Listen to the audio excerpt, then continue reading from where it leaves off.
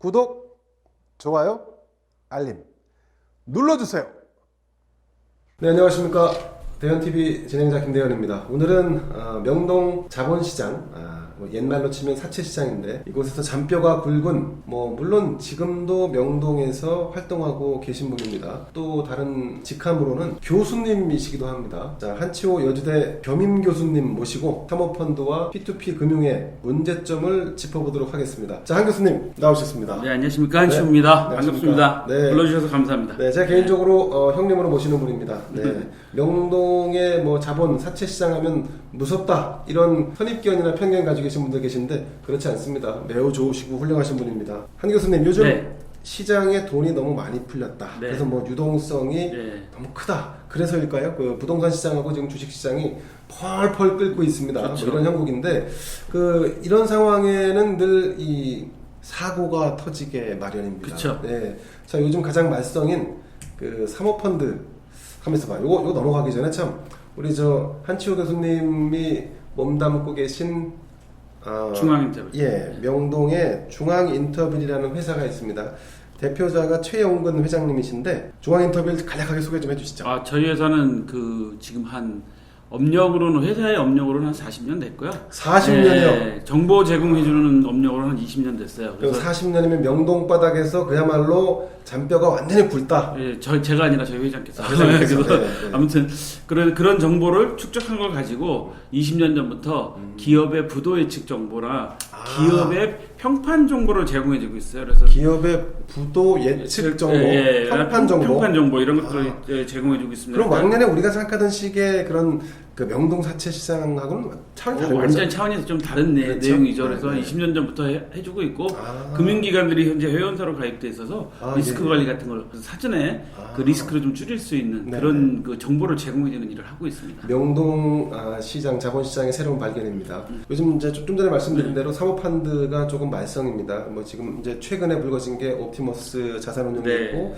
그 전에 라임 사태가 또 터졌습니다. 이게 이제 금융당국에서 이제 이렇게 되니까 발등에 불이 떨어진 모양입니다. 그래서 업계와 금융당국에 따르면 현재 국내 사모펀드에 한 1만 개 되는 것을 이제 전수조사를 한다, 이런 얘기까지 나와요. 자, 근데 제가 좀 궁금한 게 아마도 시청자분들도 궁금하실 텐데 사모펀드가 왜 이렇게 늘어나는 겁니까? 그러니까 사모펀드가 늘어난 이유 중에 하나가 만들기가 쉬워진 건가요? 그게 아니라 이제 그 시장을 좀 풀어준 거죠. 많은 사람들이 참여할 수 있게 이제 예. 우리가 생각하는 펀드다 그러면 네. 금융기관에다 돈을 맡기고 금융기관들은 그 돈을 받아서 네. 자산운용, 자기네가 믿을 만한 자산운용이나 맡기고. 자산에다가 투자한다 이렇게 그렇죠. 되는 건데 네네. 사모펀드는 다른 사람들한테 공개적으로 공모하는 게 아니라 그냥 제가 나 아는 사람 10명만 모이세요. 그래서 돈을 받아서 네. 그걸 운영하는 그런 체계로 돼 있는 거죠. 예. 그러니까 이제 한자로 얘기하면 글자대로 사적으로 모였다 이렇게 네. 이제 이해를 하시면 될 것 같은데 이거를 좀 우리도 이제 미국이나 선진국처럼 네. 이제 자본시장을 풀어준다는 차원에서 좀 풀어줬는데 아하. 참여가 좀 쉽도록 풀어줬는데 예. 이거를 많은 분들이 잘못 활용해갖고 문제가 생기기 시작하는 거죠. 잘못 활용했다면 이제 어떻게? 이런 거 이제 예를 들면 정치적인 얘기는 조금 비껴나가긴 하지만 조국 전수석인가요? 네, 법무부 조국 전 사태도 법무장관. 거기서 이제 사모펀드라는 게 등장하지 않습니까? 등장하죠. 문제가 예. 있는데 그래서 사실 네. 어젠가요? 그 조국 전 장관이 경향신문을 어디 고소하고 그러시고 펀드만 얘기하고 막 그러시는데 다만 거기도 이제 펀드가 등장합니다. 예. 그러고 이제 우리가 잘 아는 무슨 외국에서도 론스탄이 이런 것들이 사모펀드잖아요. 그렇죠. 그런 펀드들이 있고 그러다 보니까 이제 우리나라도 그럼 외국의 자본시장이 이제 대안을 하려다 보니까 이제 많이 풀어준 거죠. 그래서 이제 많이 이제 됐는데 네네네. 그런 펀드 회사들이 이제 그거를 금융기관하고 연결해갖고 상품을 만들어낸 거죠. 예, 증권사나 금융기관. 그렇죠. 예. 그런데 그렇게 할 거면 그냥 금융기관에서 하면 되지 왜 굳이 사모펀드라는 시장이 이렇게 활성화된 거죠? 이게 이제 금융이라는 것도 영역이 있지 않습니까? 있죠. 우리가 할 수 있는 것, 너희가 할 수 있는 것, 이렇게 있지 않습니까? 보험이라는 것도 예를 들자면 네. 보험도 모집하시는 분이 있고, 그걸 심사하시는 분이 있고, 네. 보험금을 지급해주는 파트가 있고, 네. 보험금에서 모은 돈을 또 자산운용하는 팀이 있고, 이렇게 그렇죠. 분업화가 돼 있듯이 금융 업무도 다 이제 분업화가 돼 있는 거죠. 그렇군요. 예. 자, 그럼 조금 더 깊이 들어가 볼까요? 좀 전에 말씀드린 라임이라든가 옵티머스, 특히 옵티머스 같은 경우는 채권을 사겠다. 그것도 공공기관의 매출 채권을 사서 이건 안정적이다. 그러니까 여러분들이 돈을 내주시면 우리가 이걸 잘 운영해서 이자율 얼마, 원금 보전 뭐 이렇게 해서 하겠다. 예, 그렇죠. 그런 상품으로 했는데, 하겠다고 했는데 네네. 까보니까 그게 다 거짓말이었다라는 거죠. 지금. 그러니까 제가 좀 이해가 안 되는 게 그러면 금융당국을 관리하는 뭐 네. 금감원이라든가 아니면 그 뭐 상위기관이라 할 수 네. 있겠죠. 뭐 금융위도 있고 한데 어떻게 그런 거를 그렇게 사기치는 거를 방관하는 거죠?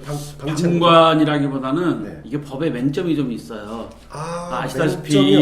네. 그 공무원들을 잠깐 보시면 네. 아 이거 법에만 어긋나지 않으면 법에만 저촉되지 않으면이라는 네, 네. 우리나라에 그런 게 있잖아요. 그렇죠. 예를 들어서 우리나라에 노래방이 처음 들어올 때도 이거 법에 없는 건데 그렇죠. 단속반 근거가 없었던 거고 뭐 아, 이런 그렇죠. 취지 맞습니다. 이런 뜻이 예, 그런 예, 뜻이 네. 그런 상태가 약간 틈새가 벌어진 것 같아요. 네, 네, 네. 아시다시피 금융위원회는 정책을 만들고 만들죠. 정책을 그렇죠. 하는 곳이고 맞습니다. 금감원은 감독을 하는 곳이잖아요. 그렇죠. 네네. 그다음에 예탁원은 그걸 맡아주는 것입니다. 서류상으로. 아, 서류상으로 네, 중간에 결제되는 그 결제되는 과정을 과정들을 맡아주는 거고, 그다음에 금융 사무를 대신해주는 데가 있을 것이고, 예, 예. 거기 운영해주는 회사가 있는데 네. 이 운영해주는 회사 각각의 임무가 틀리다 보니까 네. 금감원은 우리의 감독 사항은 아니다. 금융위는 우리의 정책에 뭐 반하는 게 아니다라고 네네. 하다 보니까 서로 이게 그 약간의 감독이 서로 이 중첩되는 영향이 없던 거죠. 예. 그런 상태에서 이 사람들이 지금 현재 언론에 알려진 바로는 뭐 전부 다 그 서류상으로는 정부 매출채권에다 하겠다, 공공기관 예, 예, 매출채권에다 예. 하겠다고 했는데 실제로는 무슨 뭐 부동산회사나 뭐 대부업체에다 돈을 빌려줬다는 거 이게 일종의 아니겠습니까? 관리의 틈새, 뭐 그렇죠. 공백 같은 게 있는 예, 거예요. 그거 거기에 플러스해서 서류 조작. 서류 이게 조작. 들어가게 된 거죠. 그래서 이런, 지금 중요한 게 네. 그 금감원이 이제 현재 전수조사를 했던 팀을 꾸렸대요. 아, 팀을 팀을요? 꾸렸는데 금융위에서 아니면 금감위에서? 금감원에서죠. 금감원에서. 금융위는 정책을 한다니까. 아, 예. 금감원에서 이제 그래서 파트에서 이제 파견도 받고 해서 아, 예, 꾸렸는데 예. 네. 이분들도 또 교육을 시켜야 된다는 겁니다. 아, TF팀을 네, 구성했는데 TF팀을 구성했는데 전문적으로 검사하시는 분들이 아닌 분들은 아, 예. 또 교육을 시켜야 되죠. 아, 감사를 예, 어떻게 예. 하고 네. 어떻게 하고 나갔을 때 어떻게 돼야 되고 이런 거 다 해가지고 지금 해야 되니까 바로 내일 당장 전수조사하는 게 아니라 시간이 조금 걸릴 것 같아요. 근데 말씀 듣고 보니까 정부가 그러면 이 사모펀드 관련된 관리를 부실한 것도 문제지만 관리해야 한다라고 하는 필요성조차도 못 느끼고 있다가 뒤늦게 허겁지겁 사건 터지니까 이거 안 되겠네. 진작했어야 지경. 그렇죠. 네. 진작했어야 되는 거죠. 왜냐하면 지금 지금 사모펀드 얘기 중에 갑자기 P2P 얘기해서 그러는데 P2P도 예. 지금 난리가 나갖고 예. P2P 업체들은 8월 27일부터 법령이 시작되니까 한 240개 업체가 현재 활동하고 있다고 지금 알려져 있는데 240여 개가 알려져 있는데 맞습니다. 이 240여 개 업체가 금감원이 뭘 요구했냐면 네. 8월 26일까지 회계법인에다가 네. 채권을 전부 실사받아갖고 제출하라고 그랬어요. 아니 회계법인의 채권 실사 받으려고 뭐 그것도 시간이 오래 걸릴 것 같은데. 근데 그걸 날짜 딱 찍어줬어요. 8월 26일까지라고. 아, 8월 26일까지. 그러니까 이제 각 회계법인들이 실제 현장에 나가서 예를 들어서 이 네. 건물을 짓고 있는 거냐, 예. 이게 가치가 얼마냐, 이걸 다 실사해서 이게 그걸 맞느냐는 걸 지금 그럼 실사를 안 받거나 자료 제출을 못하면 문 닫아라 이런 얘기네요. 문 닫거나 네. 아니면 아예 대법처로 전환해라. 아, 대부업체로. 예. 예. 자, 금융 사건이 이제 잇따라 좀 터지고 있습니다. 이제 특히 사모펀드 관련해서 라임 자산운용은 지금 1조 6천억대 환매가 지금 중단된 상태고, 그리고 옵티머스 자산운용은 5천억 정도의 예, 지금 환매가 좀 중단된 상태인데, 이 얘기인즉슨 투자한 돈 중에 1조 6천억을 돌려주지 못한다, 5천억을 돌려주지 못한다. 근데 이 사건 공통점이 하나 있어요. 청와대 행정관들이 양 사건에 모두 등장을 합니다. 거기서 좀 하나 더 나가면 네. 그 디스커버리 펀드도 있죠. 아, 기업은행에서 디스커버리. 관련된 예, 거. 그렇죠, 그래서 뭐 그렇죠. 그분들이 막 기업은행 가서 막 데모하고 막 난리 나셨어요. 저희 사무실이 맞습니다. 기업은행 네, 근처가 네, 있어서 자주 보는데 아, 이 세 사건을 보면 네. 어느 쪽이건 뭐 권력과 관련돼서 연관되신 분들이 안 껴있는 사건이 없잖아요. 세 건 다 그렇게 돼 그렇죠. 있잖아요. 그러니까 예. 돈과 권력이 엮이면 예. 사고가 터지지 않습니까? 그래서 저는 처음에 라임 사태 터졌을 때 어떤 이야기를 했냐면 네네. 이철이 장영자 사건을 보는 것 같다. 80년대 이철이 장영자 사건을 보는 것 같다. 야, 여러분, 예. 이철이 장영자, 상준아, 자료하면 꼭 넣어줘라. 장영자 부부 어음 사기 사건 속보를 전해드리겠습니다. 82년에 이 부부가 대한민국을 정말 흔들었습니다. 20살이 넘는 나이 차이가 나는 부부인데 화려한 언변과 당시 미모의 장영자 씨, 또 중앙정보부 차장을 지낸 남편과 결혼했고 세 번째 결혼이었습니다. 네. 기업들 상대로 6,400억 상당의 어음 사기 사건을 벌였는데요. 수개월 동안 국민들의 이목이 집중됐죠. 네. 언론들은 연일 대서특필했고요. 장영자 씨가 이번에 그 이순자 씨를 고소했대요. 장영자 씨는 지금 구속된 상태였는데요. 예, 그런 걸로 알고 있는데 네. 그 자서전에다가 네. 자기의 명예를 훼손했다 그래서 뭐 고소했다 그러는데 예. 아무튼 저는 어떤 걸 느꼈냐면 네. 이제 디스커버리 문제에서부터 그다음에 라임이 터지고 나니까 네. 80년대 이철이 장교 사건이 계속 생각나는 거예요. 그 아주 유명한 사건이죠. 그렇죠. 유명한 사건이죠.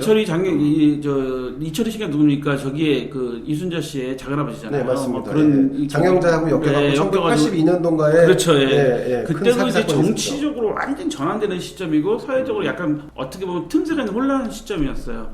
지금 저는 그게 사실은 연상이 되고 있어요. 이를테면 정치적인 시국의 전환기. 그렇죠. 예, 저도 지금 그런 생각을 좀 하게 되는 수밖에 없는 게 네네. 지금 이제 현 정부가 들어선 지 3년을 넘어서면서 그렇죠. 약간의 3년 동안 이제 여러 가지 무슨 뭐 개혁한다, 청산한다, 적폐다 뭐 이렇게 이런 거 하는 과정 속에서 맞습니다. 약간의 이런 부분들이 자꾸만 틈새가 생기면서 사실은 이 옵티머스 펀드 같은 경우는 정말 사기잖아요. 그렇죠, 정부, 사기죠. 정부 매출 채권을 갖고 맞습니다. 하겠다고 네. 서류를 가짜로 갖다 주고 이거 맞습니다. 사기인데 이런 일이 가능할 수 있는 건 이런 혼란한 틈에 국민들이나 감시의 눈이 약간 옆으로가 느슨할 있는 때. 느슨할 때 생긴다는 거죠. 이철의 장교 사건도 네네. 사실은 정권이 5.18 사태, 5.18 민주화운동 겪고 뭐 이런 여러 가지 정치적 맞습니다. 혼란기였죠. 혼란기였죠. 그때 대만 한창할 때니까 맞습니다. 그 당시 정부한 정권이 들어오긴 했지만 어쨌든 혼란을 그렇죠. 겪고 있었죠. 그래서 네. 이철의 장교 사건이 생기면서 그거를 그 당시 정부에서 그거를 무마시키고 전국을 안정시키기 위해서 법무부 장관을 3번이나 바꿨어요. 그걸 확인해 보시면 아시겠지만 그랬군요. 상당히 큰 사건이었습니다. 맞습니다. 그 당시. 맞습니다. 그래서 네. 저는 라임 사태가 생기면서 옵티머스 사태가 생기면서 이거는 2020년도에 이철의 장교 사건이다. 이철의 장교 사건 때는 어음을 갖고 사기쳤지만 맞습니다. 예. 지금은 이제 사모펀드로는 재료가 바뀌었지. 네. 그거는 비슷하다라는 생각을 지울 수가 없더라고요. 어음 말씀하시니까 원래 명동의 세채시장에서는 어음 거래도 했었지 않습니까? 과거에? 어음 많이 하죠. 많이 지금도 했었죠. 하죠. 지금도 하나요? 지금 전자어음이 발행되니까 지금도 다 그걸 양성화되어 있는 거고. 지금 다 신고하고 해야 되니까. 그렇죠. 예. 근데 1980년대라면 뭐 자료가 안 남는 거예요. 그런 것도 거의 없었죠. 그러니까 이철희 네. 장자 씨가 어떤 네. 유형으로 했냐면 네. 그때 알려진 바로는 예를 들어서 김대현이라는 주식회사에다가 돈을 100억을 꺼주고 네. 어음을 한 200억짜리 달라고 그러는 거예요. 그럼 예. 200억짜리 어음 갖고 딴 데 가서 사채시장 이런 데 갖고 150억에 할인해서 네. 자기가 이제 50억 먹고. 뭐 이런 개념이 돼버린 거죠. 아. 근데 이 회사는 그러다 보니까 200억을 갚아야 되는 상황이 되고 예. 그래서 그때 큰 회사들이 부도나고 망했지 않습니까? 맞습니다. 예. 맞습니다. 예. 그런 어음을 주로 팔고 거래했던 매매가 됐던 것이 명동 주변. 예, 그렇죠. 명동 주변이었죠. 그러니까 이게 재료가 어음이었고 네. 당시에는 지금은 사모펀드가 된 거죠. 근데 사모펀드인데 지금은 이제 많은 사람들, 네. 선량한 투자자들을 대상으로 하고 있다는 거죠. 네네. 그게 좀 달라졌을 뿐이지 사실 어떻게 보면 시대적으로 이걸 좀 연구를 좀 더 해봐야 되겠지만 저도 갑자기 사건이 예. 터져서 저는 직감적으로 네. 이게 그 정치적인 상황이나 국내적인 경제 상황과 무관하지 않은 거 아니냐라는 생각을 갖게 되더라고요. 이제 그 말씀하시니까 그 이철희 장영자 사건 때도 결국 권력의 뒷배가 있었지 않습니까? 그렇죠. 지금 말씀하신 것도 이 사모펀드들이 이렇게 사기를 치고 공공연히 이런 범죄와 가까운 일들을 저지른다는 것은 뭔가 든든한 뒷배가 있다라고 그렇지. 하기 때문에 가능하지 않을까요? 특히 라임, 옵티머스 이런 데는 네. 보면 이제 수사를 더 해봐야지 알겠지만 언론 현재 보도된 걸로 봐서는 공통점이 청와대 행정관이나 공통점들이 맞습니다. 있잖아요. 네네. 그러니까 저는 그런 것들이 좀 우려가 되는 거죠. 예. 조금 검찰이 조금 더 면밀하게 들여다봤으면 좋겠는데 윤석열 검찰총장이 요즘 바쁘셔갖고 제대로 잘 챙기실지 모르겠습니다. 네. 금감원에서는 어쨌든 고민이 좀 많을 것 같아요. 네. 예. 이게 복잡한 투자 구조를 다 파악한다는 게 전수 조달한다는 게 사실은 쉬운 일이 아니잖아요. 어마어마한 일이죠. 예, 왜냐하면 돈이 예. 다 어디로 흘러갔는지를 다 그렇죠. 일일이 확인을 해야 되고 그렇죠. 그 서류들이 제대로 다 꾸며져서 그 서류대로 흘러가는 걸 찾아야 되는데 최근에 이런 일이 지금 한두 건 이거는 이제 라임이나 여기는 이제 큰 건 터진 거지만 네. 제가 최근에 봤던 사건으로 또 하나 있는 건 뭐냐면 네. 보험 대리점 GA라고 해요. GA 있습니다. 네. 거기 설계사가 그 GA가 신고하고 거기에 따라서 네. 그런 펀드 상품을 팔 수 있어요. 투자자문에다가 그런 걸로 해서 80이 넘은 노인들한테 네. 노인 부부한테 10억 이상을 지금 현재 가지고 가서 10억 이상을 예. 예. 제가 받은 저한테 상담이었는데 제가 본 예. 것만 한 10억 정도 되더라고요. 예. 근데 거기에다가 뭐 1인 매매를 시킨 거예요. 1인 매매요? 1임. 1임 한다? 시키나요? 아, 완전 예. 그 투자자문도 1인 매매가 있잖아요. 예. 1인 매매 뭐 상품도 뭐 각종 상품 다 할 수 있다. 투자할 수 있다는 식으로 원금은 보장해 준다. 근데 어떻게 원금을 보장했죠? 그러니까 무슨 근거로요? 그러니까 그게 이제 유사수신행위 이제 걸리게 유사수신행이라는 게 금융기관이 아닌 자가 그렇죠. 원금 보장해주겠다, 뭐 이자를 네네네. 주겠다라는 게 네. 유사수신행이잖아요. 그러니까 그런 사건도 있어요. 그러니까 네. 지금 이런 금융 사건이 터질 일이 유동성이 넘쳐나는 거 플러스 해서 저금리? 네, 저금리의 유동성이 네. 그러니까 유동성이 넘쳐나는 건 저금리뿐만 아니라 네. 많은 분들이 개인들이 투자할 곳이 없는 거죠. 아, 투자할 곳이 없다. 네, 그래서 요즘 이렇게 부동산하고 그래서 주식시장이 막- 부동산 금값 네, 금값. 금값 어마어마하게 올랐죠. 네, 네. 제가 지금 저는 이제 카드 포인트만 갖고 금 투자하는 상품이 있는데 예. 저는 그거 한 지금 54% 정도 수익률이 나오고 있어요. 아니 카드 포인트로 네. 금을 투자를 해서 네. 54%의 네. 수익률 났다. 제가 한 7년 됐는데 7년이요? 7년 동안 카드 포인트가 매달 있잖아요. 그 카드 아니 그럼 저 포인트- 형님 얼마 버신 거예요? 이거 얼마 카드 포인트가 얼마 안 되죠. 얼마 안 돼요? 얼마 안 되는데 거의 현재 수익률 그 표현 네. 보시면 50% 넘어요. 그러니까 2배가 된 네, 거잖아요. 네. 그러니까 무슨 네. 얘기냐면 네. 많은 분들이 이제 실물로 간다는 거죠. 그러다 보니까 부동산도 가는 거예요. 그래서 많은 분들이 사실 투자라는 것은 생산적인 투자가 돼야 되거든요. 예. 그러니까 이런 얘기를 청와대에 있는 분들이 들어야 돼요. 그래야지 부동산 엄한 정책이라고 해서 막 뭐 규제 쏟아내고 하는데 아니 돈이 갈 데가 없으니까 돈이 몰리는 걸 어떻게 막겠어요? 그래서 저는 지난번에 야당의 그 최은열 의원이신가요? 최은열 의원이 최은열 있어요. 의원이 네. 그런 제안 한번 하셨잖아요. 네. 무기명채권을 발행하자. 이 돈이 네. 많은 이런 데 자꾸 이렇게 쏠리고 가니까 그러니까 무기명채권을 한번 발행해서 좀 시중에 있는 자금을 모아서 정부에서 할 수 있는 거나 그런 생산적인 것에 좀 돈을 쓰자. 그때 그런 말씀 하셨는데 전 그분 말씀 듣고 직접 만나서도 말씀 나눠봤는데 동의했습니다. 최은열 의원이 아마 그 예산통 뭐 금융통이시고요. 금융통이시죠. 예, 네. 예. 코스닥위원장도 하시고 예, 금통위원도 하시고 아마 그쪽을 아주 밝으신 분이고 그러시군요. 금융을 산업으로 보자고 이제 주장하시는 분 중에 한 분입니다. 아이고야. 올바른 여당에 그런 분이 계시다. 예, 올바른데 네. 그 최은열 의원이 당시 주장했던 게 그 총선 앞두고 주장했던 게 뭐냐면 네. 아예 그 1억을 투자를 받으면 네. 만기에 8,500만 원만 돌려주자 이런 식이었어요. 그게 무슨 말씀이시죠? 1억을 투자했는데 만기 예, 8,500만 8,500만 원 주자. 네. 그러니까 무슨 얘기냐면 네. 무기명만을 허락해 주되 네. 15%는 세금으로 내라는 거죠. 오. 그러니까 역금리죠, 역금리. 네. 마이너스 금리 채권을 발행하자는 거죠. 근데 그게 사실 지금처럼 이렇게 유동성이 많이 넘쳐날 때는 좀 빨아들이고 네. 그다음에 그 투자처를 찾아주는 방법으로는 상당히 저는 좋습니다. 그리고 지금 코로나 사태로 뭐 재정이 부족하다고 좀 난리잖아요. 맞습니다, 예. 맞습니다. 그러면 그런 것도 사실은 여당 야당이 머리를 좀 싸매고 물론 경제 정의라는 측면에서는 적이 될 수 있겠지만 코로나 사태로 특수한 사태라면 그런 방법도 우리가 검토해 봐야 된다라는 건 저는 동의했습니다. 아, 그러시군요. 네. 예, 여러분들 동의하십니까? 자, 이번에는 또 다른 그 논란이 되고 있는 P2P 금융거래의 문제에 대해서 좀 말씀 들어보겠습니다. 일단 제가 좀 이 분야는 좀 생경한데 뭐 회사 이름들이 뭐 이래요. 뭐 팝펀딩, 또 넥펀, 뭐 이런 회사들이 무슨 중고차 거래를 매매하는데 뭐 자금을 모아서 투자하고 뭐 이런 거죠. 근데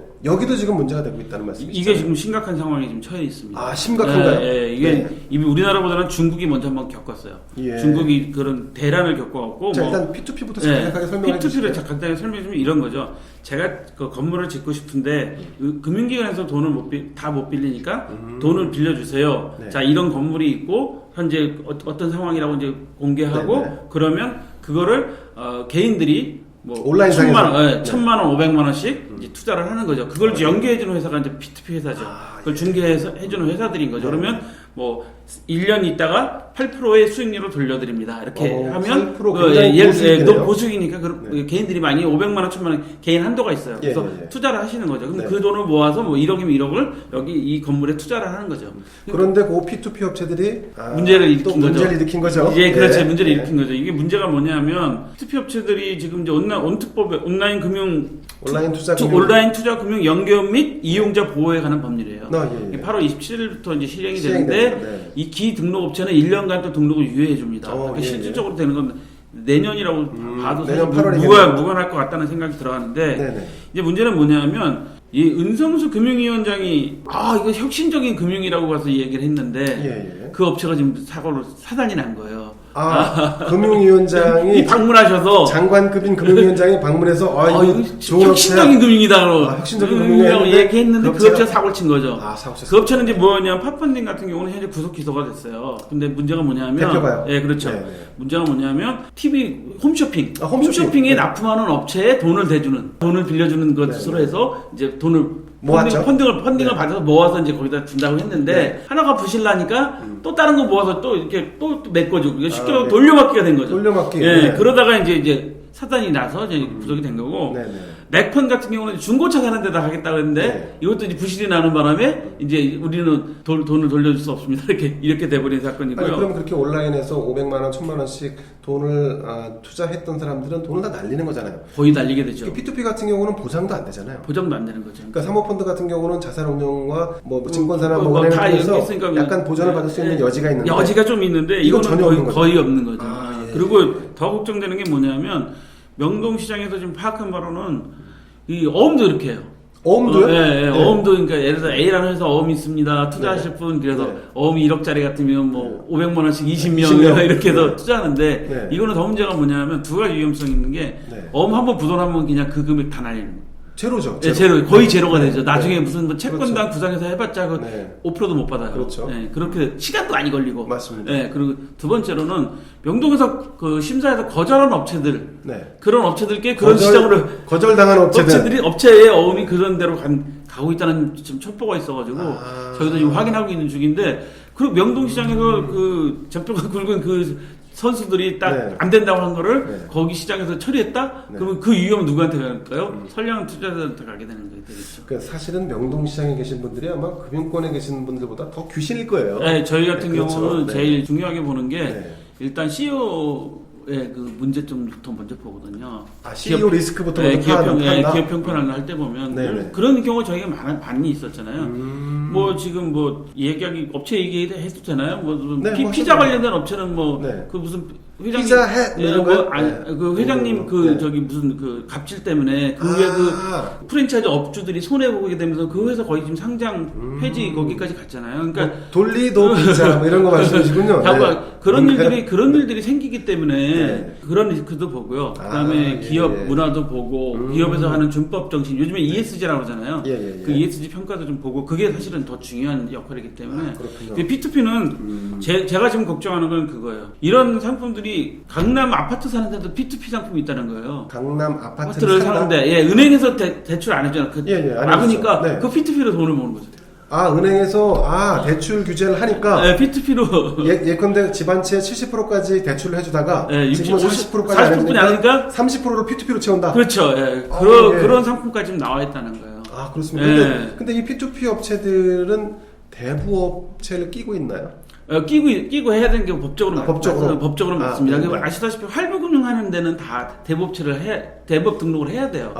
대법 등록을 해야 되기 때문에 여기 P2P는 다 같이 이제 하고 있는데. 그러니까 P2P는 제가 볼 때는 개인들의 돈을 모으는 것부터 시작해갖고 이거를 투자하는 용처도 그 안에 대부업도 껴 있어야 되고 뭐 이렇게 복잡하잖아요. 그래서 지금 그 법에도 보면 무슨 그 준법감시인도 선임하라고 그렇게 돼 있는데. 그 물건을 심사하는 것 자체가 상당히 어렵습니다. 왜냐하면 과거에 이런 사건도 있었죠. 몇 년 전인가 그 마장동에 수입 냉동고기를 담보로 대출해줬다가 뭐 보험회사 생명보험회사가 손해를 엄청나게 봤어요. 그랬습니까? 뭐 생명보험회사입니까? 어디입니까? A. A 거기구나. 아니요. A예요? 네. 인터넷 찾아보십시오. 뉴스 찾아보는 재미도 쏠쏠하니까 찾아보시면 마장동 마장동 육류 수입고기 담보 대출. 그래서 그것도 사기당했어요. 왜냐하면 냉동고에 가서 이게 고기가 있다고 보여줬는데 이거 진짜 내가 잠궈놓고 내가 있지 않느냐 누가 다 빼버리면 어떡할 거예요. 그럼 뭐 다 털리는 유동성 있는 거잖아요. 금융기관에서도 원래 담보 잡을 때 유동성 있는 거 잘 안 잡아요. 부동산을 잡아야 되는데. 그렇죠. 움직이지 않는 거. 그렇죠. 유동성 있는 건 언제든지 움직일 수 있는 거잖아요. 맞습니다. 그래서 소위 말하는 사채시장에서 제가 알기로 차를 담보로 대출해주는 사람들은 대부분 다 그 차를 그냥 잡아요. 그리고 주차장에 집어넣어요. 키 달라고 그러고. 그렇죠. 갚을 때까지. 그렇게 안 해놓으면 그렇게 안 하면 그 차 돌아다니면 어디서 잡을지 모르잖아요. 사라질 수 그 있으니까. 사람이 대포차로 팔아버릴 수도 있는 것이고. 맞습니다. 그런 부분들 때문에 금융기관은 상당히 고민을 많이 하는 건데 이게 이제 혁신금융이라고 해서 많이들 하시는데 그런 위험성이 엄청 크다는 거죠. 그렇군요. 근데 이런 위험성에도 불구하고 P2P 투자를 하는 이유는 아마 이자율 때문일 겁니다. 지금처럼 저금리 시대에는 조금이라도 돈을 이자를 더 받고 뭐 운영 수익을 더 얻고자 하는 욕심 때문이죠. 더 말씀드리면요, 카카오페이랑 토스에서도 이런 상품을 판매했었어요. 아니 카카오페이에서도요? 그럼요.